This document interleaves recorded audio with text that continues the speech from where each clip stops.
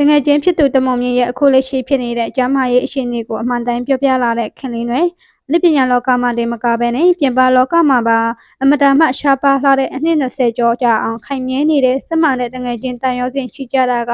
တမုံမြင့်နဲ့ခင်လင်းတွေပါအခုဆိုပရိသတ်တွေအားလုံးကစိုးရိမ်တကြီးနဲ့မေးမြန်းနေကြတဲ့အကယ်ဒမီမင်းသမီးတမုံမြင့်ရဲ့ကျမ်းမာရေးအခြေအနေကိုတမုံမြင့်နဲ့ညီအမအရင်လိုခင်တယ်လို့ငယ်တငယ်ချင်းအရင်ဖြစ်တဲ့တရုတ်ဆောင်ခင်လင်းတွေကအခုလိုပဲအမှန်တိုင်းပြောပြလာခဲ့ပါတယ်တမုံမြင့်နဲ့ခင်လင်းတွေတို့ဟာအစောပိုင်း2000ဝန်းကျင်ခုနှစ်အချိန်ကရေပန်းစားခဲ့တဲ့ VCD တရှင်းတွေမှာအတူတူတရုတ်ဆောင်ရင်းမော်ဒယ်ဘွားကနေအနုပညာလောကထဲကိုအတူတူဝင်ရောက်လာခဲ့ကြတဲ့သူတွေပါတမုံမြင့်ကတော့ကျမရဲ့တဘွားကြားလာတဲ့တရုတ်ဆောင်မှုတွေကြောင့်အကယ်ဒမီဆုတွေရရှိပြီးတော့ထိပ်တန်းမင်းသမီးတစ်လည်းဖြစ်လာခဲ့တယ်လို့လီဆူတိုင်းရင်သူလေးခင်လင်းတွေကလည်းပိတ်သက်တွေရဲ့ရှိခဲ့မှုကိုအပြေအဝရရှိထားသူဖြစ်ပါတယ်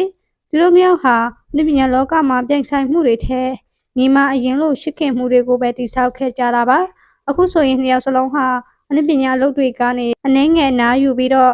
တက်လက်ပိုင်းအရွယ်အိမ်တောင်ရှင်မကြီးတွေဖြစ်နေကြပြီဖြစ်ပေမဲ့သူတို့ကြားကတန်ရောစင်တွေကတော့အရင်တိုင်းမပြောင်းလဲပဲရှိနေစေဖြစ်ပါတယ်အခုဆိုရင်အားလုံးသိကြတဲ့အတိုင်းတမုံမြင့်ဟာလွန်ခဲ့တဲ့3နှစ်4နှစ်ကလေးကတွေးလက်ပတ်နာယောဂကိုပြင်းပြင်းထန်ထန်ခံစားခဲ့ရတာပါဒီယောဂဟာတမန်လေးပင်နာထဲပုံမဆိုးဝါးပြီးတော့အသက်အန္တရာယ်အထိထိခိုက်နိုင်တဲ့အပြင်ခန္ဓာကိုယ်တစ်ခုလုံးမီးနဲ့မြိုက်ထားတယ်လို့မျိုးပူလောင်နာကျင်ရတဲ့ဝေဒနာကိုခံစားရတာဖြစ်ကြောင်းတမုံမြင့်ကိုယ်တိုင်လည်းပြပြခဲ့ပူပါတယ်ဒီဝေဒနာဆိုးကြီးကြောင့်တမုံမြင့်ဟာဓမ္မရှင်းမြနိုးတဲ့အနုပညာအလုပ်တွေကိုစွန့်လွတ်ခဲ့ရတယ်လို့မြန်မာနိုင်ငံကနေပါထုတ်ခါပြီးတော့ထိုင်းနိုင်ငံရှင်းမိုင်မျိုးမှာမိသားစုလိုက်ပြောင်းရွှေ့နေထိုင်ကစေကူတာမှုခံယူနေရတာဖြစ်ပါတယ်တနေ့တစ်ချိန်မှာယောဂဝေဒနာခံစားနေရတဲ့အချိန်မှာ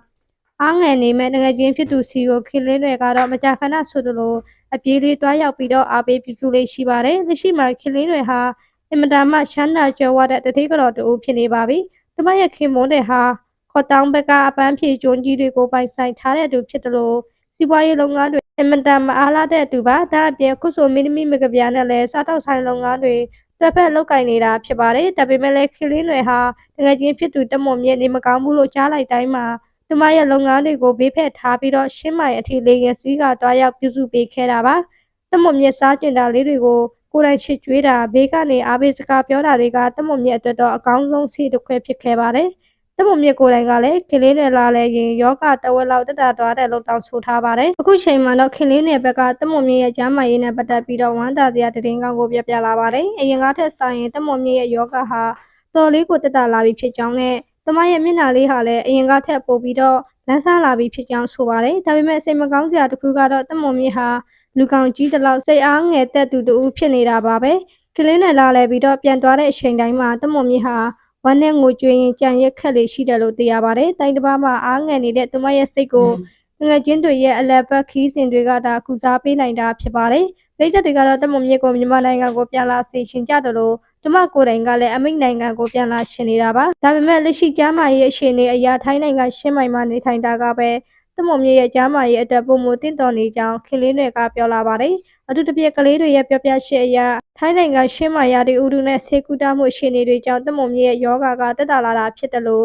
့ကလေးတွေရဲ့ပညာရေးကလည်းအဲ့ဒီမှာအဆင်ပြေနေတာကြောင့်လောလောဆယ်မှာတော့အဲ့ဒီမှာပဲဆက်လက်နေထိုင်သွားဖို့ရှိနေပါတယ်တမုံမြင့်အနေနဲ့ဘလောက်ပဲအောင်မြင်မှုတွေငွေကြေးတနတွေရှိနေပါစေခက်ခဲနေတဲ့အချိန်မှာဘေးကနေလက်မလို့ပဲအားပေးမဲ့တငယ်ချင်းကောင်းတယောက်ရှိတာဟာတကယ့်ကိုကံကောင်းရှင်းပါပဲတမုံမြင့်နဲ့ခင်လေးတွေတို့ရဲ့တန်ရောစင်ကိုကြည့်ပြီးတော့ပရိသတ်ကြီးလည်းကြည်နူးမိကြမှာသိချပါပဲပရိသတ်ကြီးတို့ရောအခုလိုခက်ခဲတဲ့အချိန်မှာမိတ်ဆွေကောင်းပီတာကျော်နဲ့ရန်ဖန်ရန်ခါတငယ်ချင်းတမုံမြင့်ကိုအနီးကတမျိုးအဝေးကတဖုံပြုစုစောက်ချောက်ပေးနေတဲ့ခင်လေးနယ်ရဲ့လောက်ရအပေါ်ဘယ်လိုမြင်ကြတယ်လဲပြည်သူရှင်မင်းသမီးကြီးတမုံမြင့်တယောက်လည်းယောဂဝေဒနာတွေအမြန်ဆုံးပျောက်ကင်းပြီးတော့တန်ကြမမာနဲ့မြန်မာနိုင်ငံကိုပြန်လာနိုင်ပါစေကြောင်းဆုတောင်းစကားလေးတွေပြောတော့ကြပါအောင်ရှင်တချို့ပေးတဲ့အတွက်လည်းအားလုံးကိုကျေးဇူးတူပဲတင်ရှိပါရှင်